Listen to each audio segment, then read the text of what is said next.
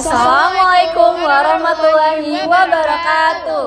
Selamat pagi, selamat siang, dan selamat malam bagi teman-teman semua yang menyaksikan podcast ini. Welcome to our podcast, Nerdinuk. Nontonnya sambil nyantai, ilmu pun mudah sampai.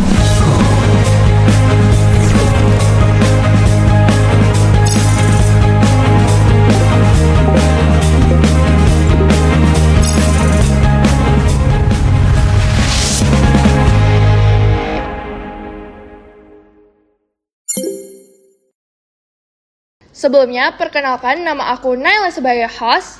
Dan aku Nindya sebagai co-host. Nah, teman-teman sekalian mungkin ngelihat ya, di sini kita ada di setting yang berbeda, dengan suasana yang berbeda, dan juga dengan narasumber yang berbeda. Di sini mungkin teman-teman penasaran, kita sedang ditemani oleh siapa? Mungkin boleh perkenalan dulu kakak yang di tengah ini.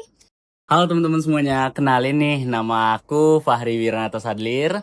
Nah, aku sendiri itu alumni dari Manisan Cendekia Bungkul Tengah, teman-teman, yang dimana sekarang alhamdulillah aku diundang sebagai narasumber pada kegiatan podcast kali ini. Dan sekaligus aku juga sebagai salah satu founder dari sebuah organisasi yaitu Forum Pemuda Beraksi yang ada di Provinsi Bengkulu. Kemudian aku juga alhamdulillah sebagai delegasi terpilih ya teman-teman dari kegiatan Parlemen Remaja yang diselenggarakan langsung oleh Sekretariat Jenderal DPR RI pada tahun 2025. Wah, keren banget ya. Kita mau ngucapin dulu terima kasih kepada Kak Fahri yang sudah mau hadir di podcast kita pada pagi hari ini. Kakak juga tadi datangnya sangat semangat ya, datangnya lebih awal ya, teman-teman daripada waktu yang ditentukan, dan Kak Fahri udah sangat semangat untuk memberikan pengalaman-pengalamannya yang sangat-sangat keren, dan pokoknya banyak deh pelajaran yang bisa kita dapat dari sana. Ya, jadi teman-teman, Kak Fahri ini tuh merupakan salah satu pemuda aktif dari Bengkulu yang sudah disebutkan tadi ya, sudah mengukir banyak prestasi. Betul. Dan beliau juga aktif di media sosialnya Instagram, membuat konten-konten positif yang memberikan inspirasi kepada para pemuda-pemuda lain yang nge-follow kakak. Mungkin boleh dikasih tahu IG-nya? Ya teman-teman, sesuai dengan nama aku sendiri ya, boleh teman-teman kalau misalnya pengen nge-stalk ataupun pengen cari tahu tentang informasi aku, langsung aja cek di Instagram aku dengan username Fahri Wiranata Sadlir. Nanti teman-teman bakalan langsung kelihatan tuh Instagram aku. Nah, untuk juga sosial media yang lain kayak TikTok, kayak X ataupun YouTube ya, aku juga punya, dan itu juga username-nya sama kok, nggak beda. Ya, mungkin boleh dicek ya, biar kita bisa lebih tahu lagi dengan kakak juga setelah ini mungkin. Iya. Terus juga kemampuan bermedia sosial kakak Fahri ini tuh bukan influencer biasa ya, bisa dibilang, karena kakak juga pernah ikut Good Creator Betul banget, Academy. betul. Nah, jadi itu juga salah satu pengalaman aku, teman-teman. Aku juga pernah ikut kegiatan Good Creator Academy tahun 2025 kemarin, dan alhamdulillah aku juga menjadi top 5 outstanding Good Creator tingkat nasional waktu itu. Wow, Amazing. keren. Selain itu juga mungkin untuk mencapai itu semua kakak dimulai dari mana nih belajarnya mungkin, atau cara kakak ngebagi waktunya? Oh iya, betul banget. Kayak kita kan sebagai seorang pelajar ya teman-teman, dan yang pastinya kita punya tuntutan dalam dunia pendidikan seperti kayak akademik. Kemudian kita juga dituntut untuk mungkin mengikuti berbagai macam kegiatan non akademik. Nah, gimana sih cara aku supaya kayak aku tuh bisa menyeimbangkan prestasi kemudian kegiatan akademik aku di sekolah. Nah, itu sendiri juga adalah bagaimana cara aku berkembang di Manisan Cendekia Bungkul Tengah terutama ya. Karena sekolah ini tuh notabene asrama teman-teman. Nah, di sana itu yang pertama-tama pastinya yang mendukung aku adalah orang tua aku. Kemudian ada teman-teman aku yang mensupport, ada guru-guru yang selalu membimbing, dan pada akhirnya di kelas pun aku tetap bisa menyeimbangkan akademik, kayak aku juga bisa tetap dapat juara umum di sekolah, kemudian aku juga tetap bisa ngikutin kegiatan-kegiatan nasional di luar, dan itu adalah butuh proses teman-teman, kayak bagaimana kita bisa manage waktunya pelan-pelan, walaupun dari semua itu nggak mudah, ada banyak tantangannya gitu kan, ada banyak kayak struggle-nya sama guru-guru, sama teman-teman, dan semua itu insya Allah pelan-pelan dari kelas 10, kelas 11, sama kelas 12 aku pelajarin, dan akhirnya aku bisa manage dari akademik sama non-akademiknya kayak gitu. Wah, ngomong-ngomong soal belajar nih, aku jadi penasaran nih. Kak Fari itu tipe yang belajar 24 jam nonstop atau masih ada punya waktu untuk main sama temennya atau untuk sama hal-hal yang lain? Oh, kayak ya kalau soal itu ya teman-teman ya. Kalau dari aku sendiri ya kita kan sebagai manusia yang pastinya dan kita juga pasti butuh istirahat ya teman-teman. Jadi Iya kayak betul. kita kalau misalnya dalam hal belajar, aku sendiri masih ada batasan ya teman-teman. Jadi nggak seharusnya kita harus kita kasih pressure tekanan 24 jam buat belajar. Jadi nggak harus. Kita punya tubuh dan kita pasti butuh waktu istirahat. Jadi teman-teman kita itu harus seimbang ya. Bagaimana cara kita manage waktu kita untuk istirahat, untuk kita belajar, untuk kita ikut lomba-lomba kayak akademik non akademik.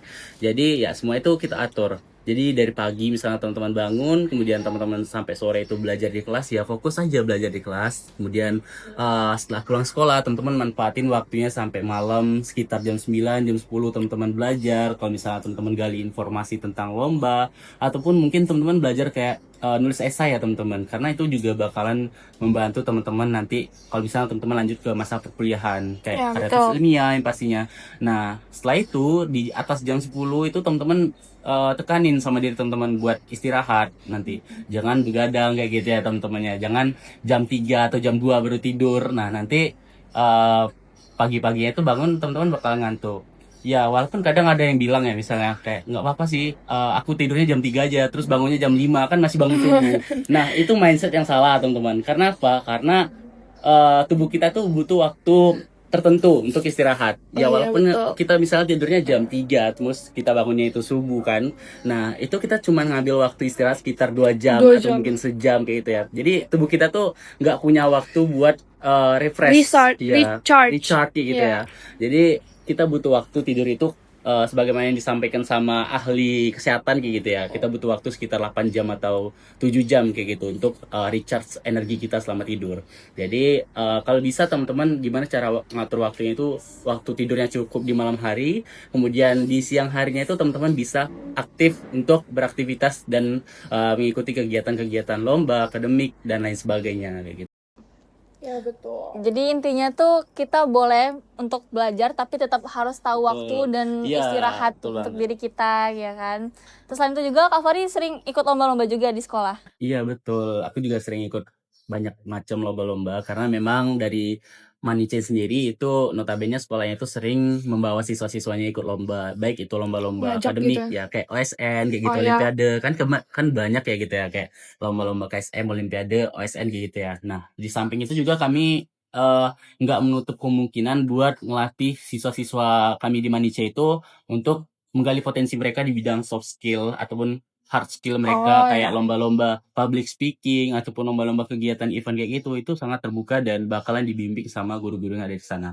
Jadi kayak aku sendiri ya, kalau aku sendiri tipe orang yang kurang di akademik jujur. Di olimpiade aku kurang, tapi aku lebih ke kegiatan-kegiatan non akademik, Soft skill organisasi, gitu. soft skill kayak gitu ya. Jadi di situ aku bilang sama guru aku, gimana kalau misalnya kita di sini walaupun ya Manice itu sekolahnya notabene hutan. Jadi aku Ya punya betul. prinsip dan aku tanamin sama semua anak Manice di sekolah itu sebagai kakak kelas ya. Aku bilang sama mereka, nggak apa sekolah kita di tengah hutan belantara dan kita dikurung sama berbagai macam jenis sawit, Iya. tapi otak kita ataupun hati kita nggak boleh yang ada di hutan itu. Ibaratnya kayak Terkurung gitu, ya maksudnya nggak tetap boleh terbuka. terkurung. Nggak apa-apa diri kita ataupun fisik kita terkurung, tapi otak sama hati kita jangan sampai terkurung. Iya. Jadi kita tetap harus mendunia kayak orang-orang harus tahu, oh anak-anak di Manice itu walaupun sekolahnya di hutan berarti tapi mereka punya potensi yang luar biasa. Nah, itu aku yang tanamin prinsipnya sama semua anak-anak yang ada di Manice. Jadi Wow. adik-adik kelas di sana itu setiap mereka punya apa ya? Setiap mereka ngeluh nih, Kak, gimana sih Kak caranya biar ngatur waktu dia selama sama di sekolah sama lomba kayak Kakak kan bisa banyak prestasinya. Aku ajarin sama mereka prinsip kayak tadi.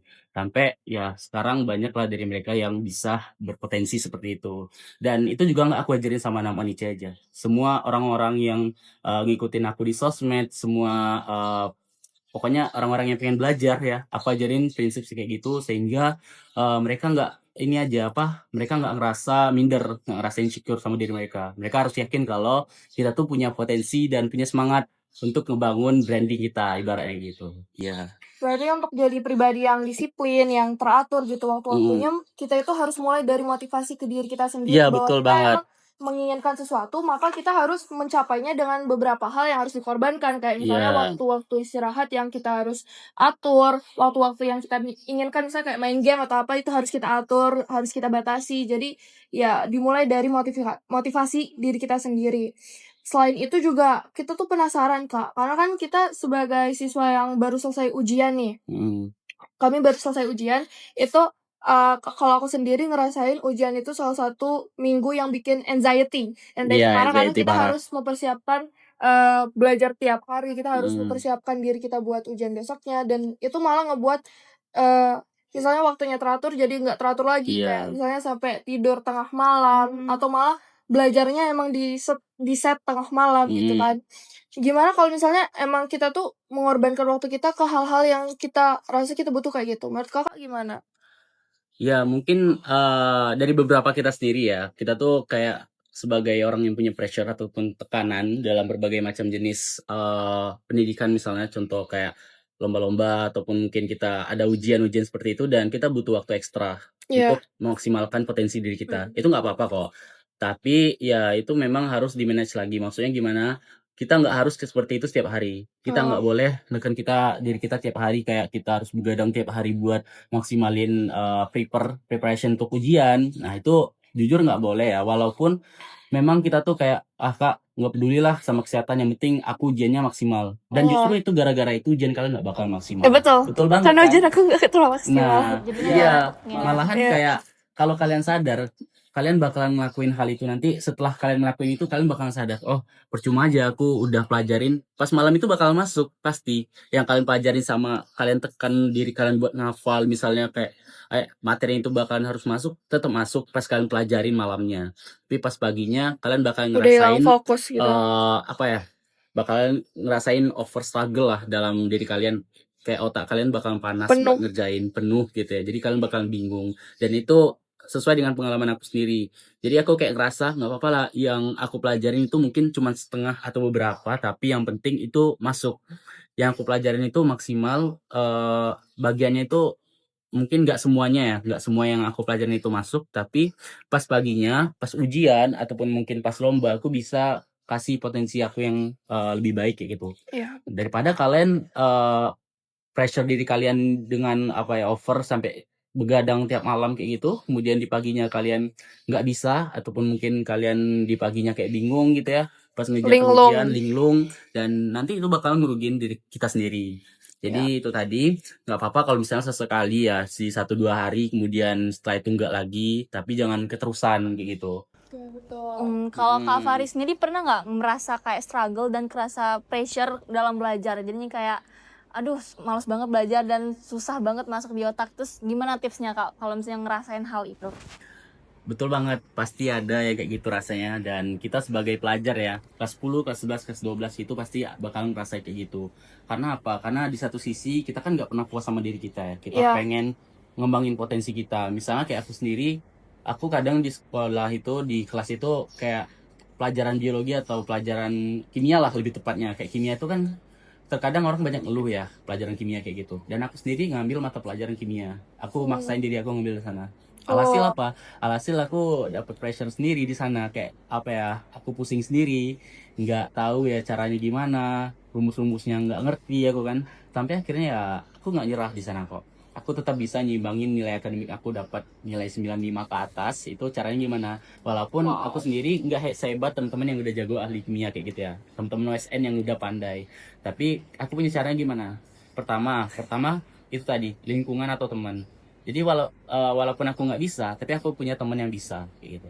Jadi kalau kamu punya teman, kamu punya lingkungan, mereka bisa, ya kamu manfaatin sebaik mungkin. Jangan ngambil gengsi. Kalau di zaman sekarang itu kebanyakan ya Gen Z itu ngambil gengsi. Mereka itu ngambil gengsi, nggak mau Kak, aku nggak mau ngambil jalan itu, aku nggak mau coba-coba, aku nggak mau ikut-ikut duta-duta, aku nggak mau ikut-ikut organisasi ecek-ecek itu, aku nggak mau ikut olimpiade, takut gagal, takut disorakin orang, takut dihinain orang, takut di-judge gitu. Aku nggak mau personal branding di sosial media. Padahal teman-teman nggak sadar di situ. Di situ teman-teman nge-stuck kalau misalnya teman-teman nggak berani ngambil langkah. Sedangkan orang tadi yang justru mereka berani ngambil langkah, mereka ngilangin gengsi mereka lebih maju kayak gitu. Kalau teman-teman sadar mindsetnya lebih baiknya kayak gitu, mindset majunya kayak gitu. Dan ketika teman-teman punya mindset kayak gitu, teman-teman udah selangkah lebih baik daripada Gen Z zaman sekarang kayak gitu.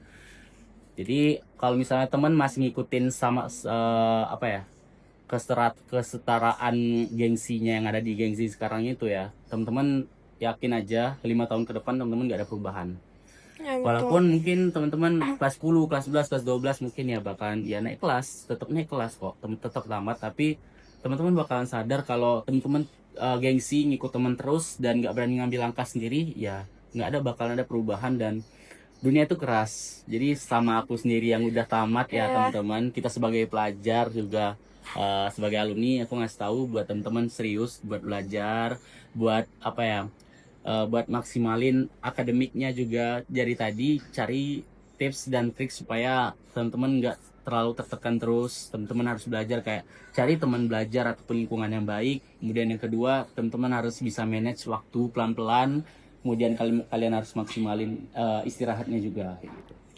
Nah, karena Kak Fari tadi ngebahas tentang kakak yang keluar dari zona nyaman gitu kan, dari yang nggak terlalu familiar sama pelajaran kimia, malah ambil kimia karena pengen nantang diri supaya bisa terdorong supaya buat maju gitu kan. Sama tentang lingkungan teman itu sangat penting buat kemajuan kita. Aku tadi jadi teringat pengalaman aku sendiri, karena menurut aku itu relatable bagi diri aku ya. Karena aku sendiri dulu waktu SMP aku baru join organisasi itu waktu SMP, dan dulu aku tuh bahkan nggak pernah kayak sadar bahwa OSIS itu ada, jujur. Waktu kelas 7 kayak aku merasa kayak aku tuh bukan tipe yang bersosialisasi banyak gitu. Jadi aku nggak kenal sama orang selain di luar kelas, kecuali kalau orang-orang itu tuh orang-orang yang emang pernah ngajak ngobrol aku gitu. Dan waktu itu sangat bersyukurnya aku pernah berteman gitu, dapat teman yang emang dia tuh pintar-pintar gitu, prestasinya banyak-banyak, dan mereka aware kalau misalnya di dunia ini nih mereka harus aktif, ada organisasi dan lain-lain yang mereka ingin capai. Terus akhirnya aku diajak, aku yang nggak tahu ada pemilihan pendaftaran OSIS, maksudnya itu tiba-tiba aku didaftarin karena mereka yang membawa nama aku ke guru-guru gitu loh. Dan itu aku jadinya kayak tertarik gitu kan, ditarik ke dunia yang aku nggak pernah kenal, terus sekarang malah aku lakuin sampai SMA gitu, aktif terus organisasi. Jadi emang lingkungan pertemanan itu salah satu poin yang paling utama gitu dari kemajuan diri kita sendiri, karena kita manusia kan makhluk sosial gitu ya kan.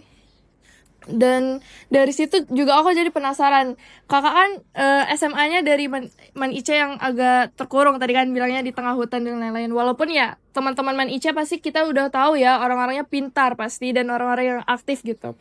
Cuma buat dapet kayak relasi yang tepat, mungkin kan kakak dari orang yang bebas sebelumnya masuk ke Man Ice yang terkurung. Itu gimana biar bisa beradaptasi terus dapat relasi yang tepat, bisa malah mendorong kakak buat maju, bukan malah bikin kakak down? Karena ada beberapa teman aku yang anak asrama, dia malah jadi down setelah masuk asrama, walaupun dia tuh orangnya bisa maju sebenarnya, tapi karena dia merasa terkurung, merasa dia salah tempat, jadi akhirnya dia malah terendam gitu personality aslinya. Oke, jadi itu salah satu struggle yang ada di asrama. Dan kalau misalnya kita tetap nge-stuck di struggle satu itu, ya kita sebagai anak asrama bakalan jatuh-jatuh banget. Ibaratnya kayak teman-teman bakalan kependam banget bakat teman-teman kalau misalnya teman-teman ngebiarin terus diri teman-teman dia sebagai anak asrama untuk diam dan tidak berani ngambil langkah. Jadi langkah dari aku ya, dari pengalaman aku sendiri di awal asrama itu kami sama rata sama teman-teman yang lain. Kami nggak ada yang namanya potensi, kami belum ada yang namanya siapa yang terbaik, itu belum terpilih kan sebagai anak kelas 10 dulu. Nah jadi aku sebagai anak kelas 10 di asrama itu aku jadi satu-satunya orang yang berani ngambil langkah untuk nge-branding aku di sosial media. Pertama, ibaratnya teman-teman mulainya tuh dari lingkup asrama dulu. Kalau bisa, apapun itu bentuk kegiatan ataupun event ataupun mungkin organisasi ataupun mungkin ekskul ataupun mungkin olimpiade yang diadakan sama sekolah teman-teman ataupun di lingkup asrama itu ikutin aja. Saran aku dari kelas 10. Karena memang masa-masa SMA itu adalah masa-masa teman-teman bisa untuk menggali potensi teman-teman semaksimal mungkin. Karena apa? Kalau teman-teman udah masuk ke dunia perkuliahan, itu bakalan sulit buat teman-teman gali potensi lagi. Yang dimana di dunia perkuliahan itu lebih tepatnya teman-teman bakalan lebih banyak mengekspresikan potensi teman-teman. Jadi di mana waktu teman-teman menggali potensi ya di masa SMA. Dari kelas 10. Dari kelas 10 teman-teman mulai mencoba ikut semua kegiatan. Karena apa? Karena dari aku sendiri, dari kegiatan itulah, dari organisasi itulah teman-teman bakalan terbuka dan terdorong. Seperti yang disampaikan sama Naila tadi kan, dia punya teman, kemudian temannya punya rekomendasi buat dia ikut organisasi, sampai akhirnya dia sampai sekarang terbuka dan ikut berbagai macam organisasi. Nah, itu sendiri salah satu alasan kenapa teman-teman bisa keluar dari tadi struggle yang nge-stuck, yang buat diri teman-teman nge-stuck, dan akhirnya teman-teman ngerasa kayak potensi teman-teman itu terkurung ataupun terpendam. Jadi teman-teman kayak nggak betah gitu di asrama. Caranya tadi seperti itu. Pertama, teman-teman ikutin semua kegiatan dan organisasi yang ada di sekolah dari kelas 10 kalau bisa. Kemudian yang kedua, di kelas 11, naik kelas 11, teman-teman yang di asrama, kalau misalnya teman-teman punya opportunity untuk up to sosial media ya teman-teman, bisa sosial media, teman-teman manfaatin sosial media itu sebaik mungkin, kayak untuk personal branding teman-teman, atau teman-teman bisa gunakan sosial media teman-teman untuk mencari info-info lomba, volunteer, ataupun kegiatan seperti salah satunya parlemen remaja kayak gitu ya. Itu yang bakalan membantu teman-teman selain public speaking ataupun soft skill teman-teman, relasi teman-teman bakalan kuat. Jadi dari pengalaman aku sendiri, aku ngikutin Parlemen Remaja tahun 2025. Ini adalah satu-satunya event dari semua event yang pernah aku ikutin ya. Ini adalah event terbaik, maksudnya kayak terbagus lah dari semua event. Terbagus dari apa? Dari yang pertama, soft skill aku paling terlatih di sini. Kemudian mental aku, kemudian hard skill aku juga terlatih di sini. Pertama, aku berani ketemu sama Bu Puan, Ketua DPR RI. Kemudian kedua, aku berani bicara langsung di depan semua teman-teman perwakilan delegasi satu Indonesia dan di depan Bu Puan sama wakil-wakilnya. Dan di situ aku jujur awalnya tuh ragu buat berani angkat tangan ngomong, tapi akhirnya aku berani di sana. Nah, dari situ alhamdulillah kedepannya semua event yang aku ikutin setelah itu ngalur ataupun ngalir aja gitu ya, ibaratnya kayak aku udah punya pegangan, aku udah punya pengalaman kayak gitu. Keberaniannya udah ada. Itu dari segi hard skill dan soft skill kayak gitu ya teman-teman, ibaratnya. Di hard skillnya tadi aku jelasin, aku bisa buat esai, sampai sekarang aku bisa mentoring adik-adik kelas aku, salah satunya ada di Semaid juga ya, yang aku mentoring buat ikut Parja. Karena bagi aku nggak banyak orang yang punya ilmu ataupun pengalaman di bidang esai ataupun penelitian ataupun research, karena ada banyak hard skill yang kita perlu pelajarin dalam buat esai, karya tulis ilmiah yang itu nggak dipelajarin sama orang yang cuma bisa public speaking gitu ya. Misalnya kayak teman-teman kalau tahu di research itu ada namanya citasi, ada yang namanya daftar pustaka kayak gitu ya, itu nggak banyak dipelajarin sama siswa-siswa SMA. Kebanyakan itu dipelajarin di dunia perkuliahan. Nah, maka dari itu, dari sanalah ketika kita iseng-iseng ikut kegiatan-kegiatan seperti Parja itu, kita dapat pelajaran lebih, kita dapat manfaat lebih di sana, sehingga kalau misalnya nanti ini kita lanjut ke jenjang pendidikan selanjutnya, kita punya pengalaman lebih dari orang-orang yang lain. Itu dari segi hard skill. Selain itu, terakhir relasi. Aku punya relasi sejauh apa? Teman-teman aku yang paling jauh itu ada di Amerika.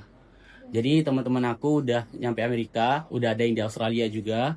Dan itu semua sebenarnya bukan dari Parja sih, ada yang dari kegiatan event yang aku di Malaysia sama Singapura dulu. Nah, jadi temen aku ada yang di Amerika, ada yang di Australia, juga ada punya temen di Singapura sama Malaysia waktu itu ya. Karena apa? Karena aku berani ngikut kegiatan event di Malaysia sama Singapura, kegiatan konferensi karya tulis ilmiah waktu itu juga.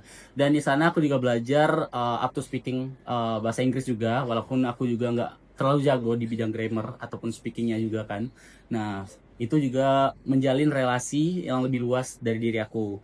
Nah, dari sana aku bisa banyak relasi, dan orang tuh bahkan bilang, kamu tuh di asrama loh, Ri, di antara sawit-sawit tinggal. di antara apa ya, kalau ada teman-teman anak Forpas kemarin yang pergi ke Manice itu, mereka tuh kayak, ini Kak Manice sejauh ini ya, sedalam ini.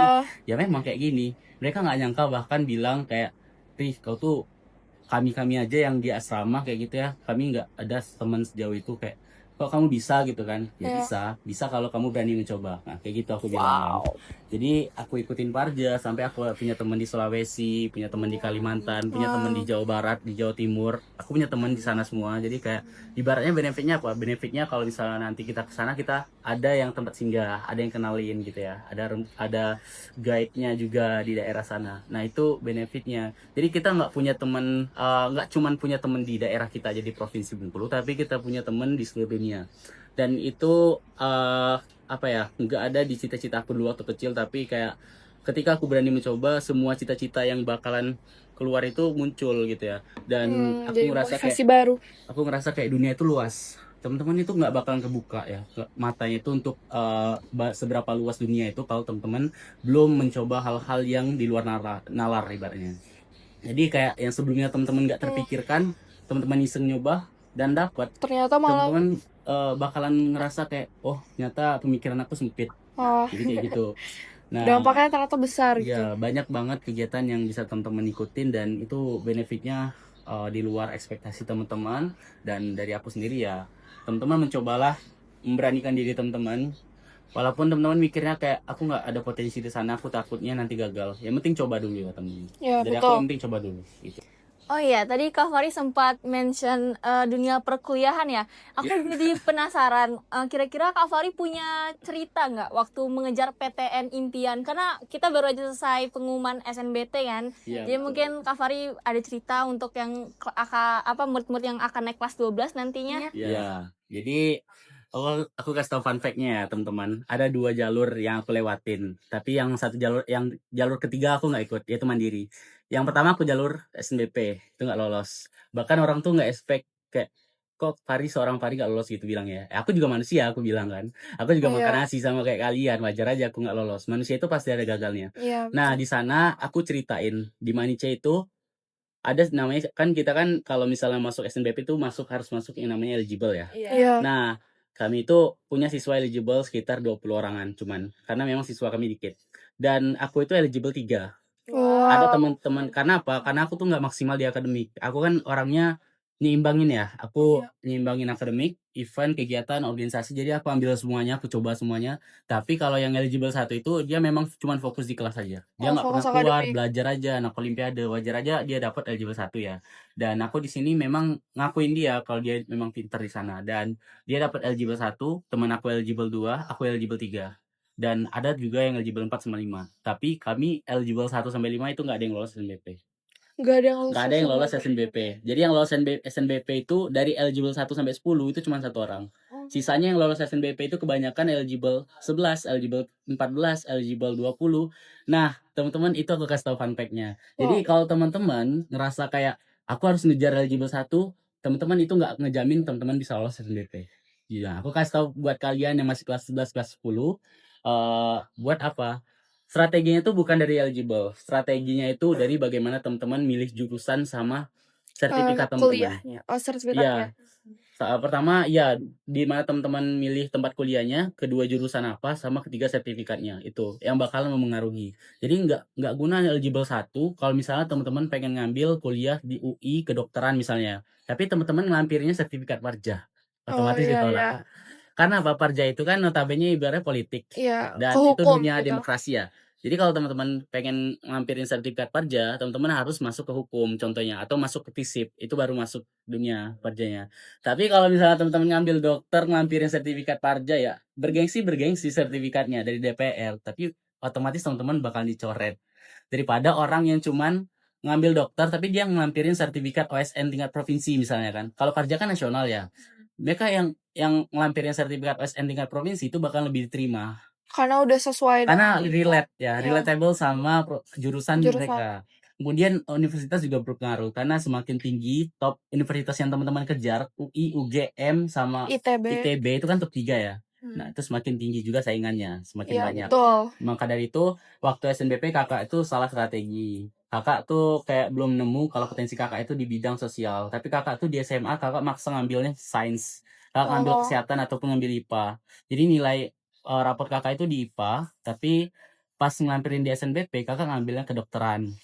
Kakak ngelampirin SNBP itu kedokteran di Universitas Brawijaya. Tapi kakak ngelampirin sertifikat kakak itu Parja. Kakak ngelampirin, walaupun waktu itu kan Sosial maksimal gitu ya? 3 ya. Maksimal 3, tapi 2 sertifnya itu sosial, 1 sertifnya itu sains. Tetap kalah. Jadi kalau pengen ngambil kedokteran itu, teman-teman pengen misalnya aku kasih gambaran kalau misalnya teman-teman ngambil kedokteran, itu terserah teman-teman pengen eligible berapa aja. Pertama, sertifikatnya itu kalau bisa langsung dari Kemendikbud, dari pemerintah.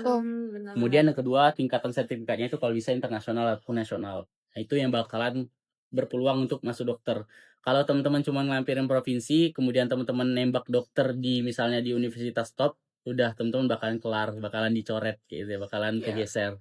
Kemudian juga aku kasih tahu, teman-teman kalau misalnya masuk eligible, itu kan banyak ya eligible 1 sampai 22. Teman-teman itu nggak boleh tabrakan jurusan dan juga PTN sama eligible yang di atas. Karena bakalan yang diambil duluan itu eligible yang di atas kalian. Misalnya teman kalian nih eligible 3, tapi kalian eligible 4 misalnya. Kalian ngambil jurusan yang sama dengan PTN yang sama. Eligible yang 3 kalian bakalan digeser dan yang diambil itu eligible yang ketiga. Jadi jangan sampai tabrakan. Kalau misalnya Sampai kalian sama masuk gitu. eligible nanti dan ngambil SNBT. Itu pengalaman aku dan aku di sana sempat ibaratnya kegocek lah dan aku gagal.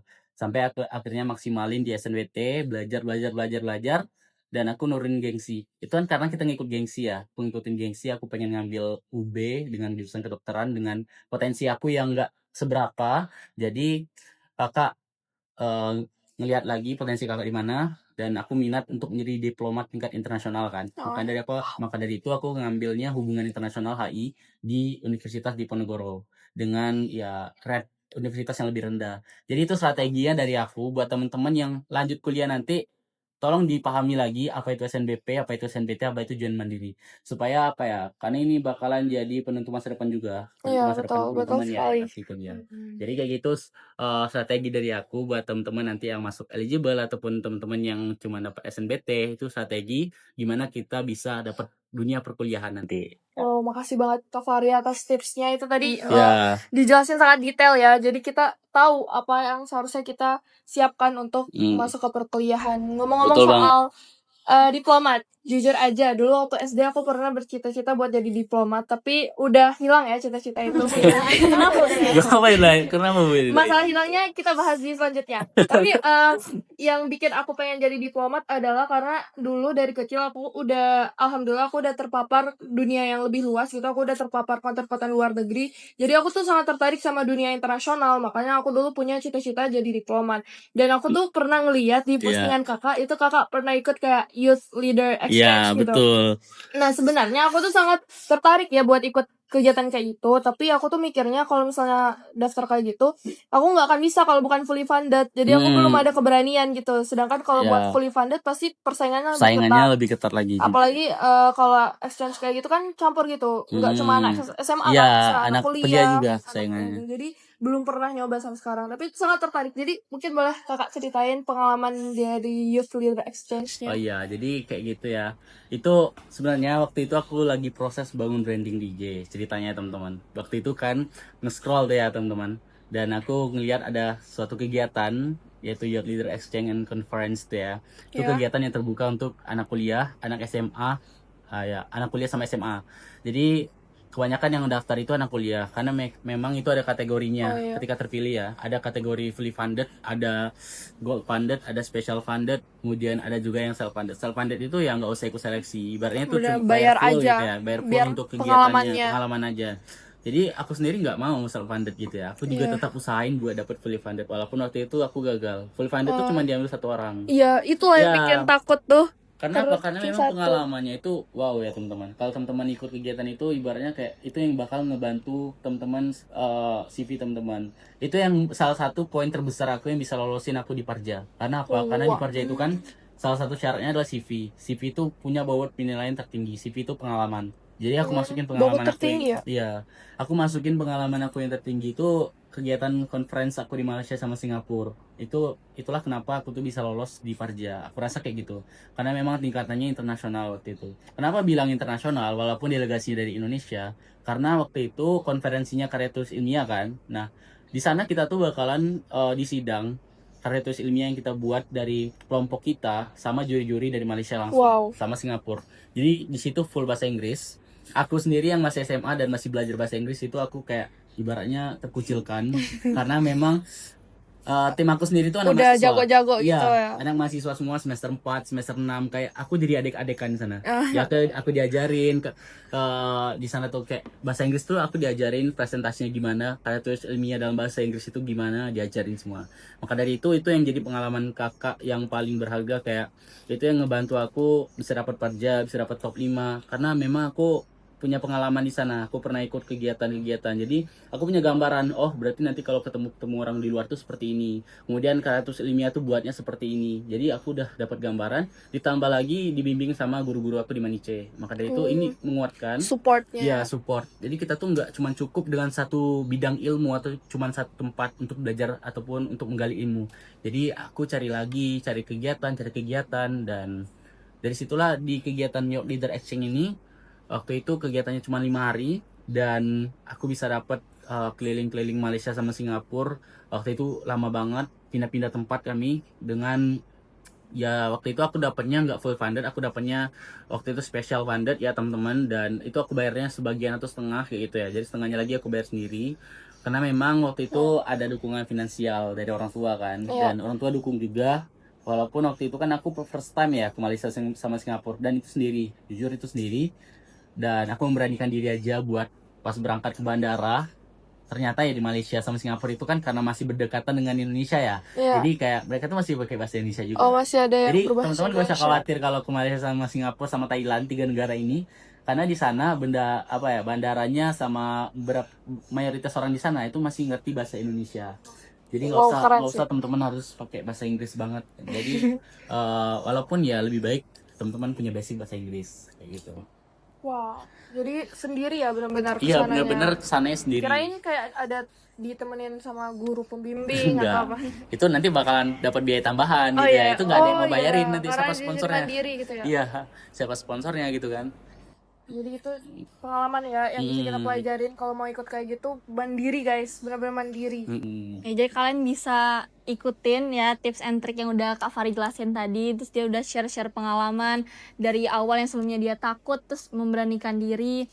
Jadi itu bisa sangat menginspirasi ya Kak Fahri ini ya. Alhamdulillah. Iya. Mungkin terakhir sebelum closing, Kak Fahri bisa nggak berikan kata-kata atau pesan-pesan untuk mereka yang masih takut untuk keluar dari zona nyamannya?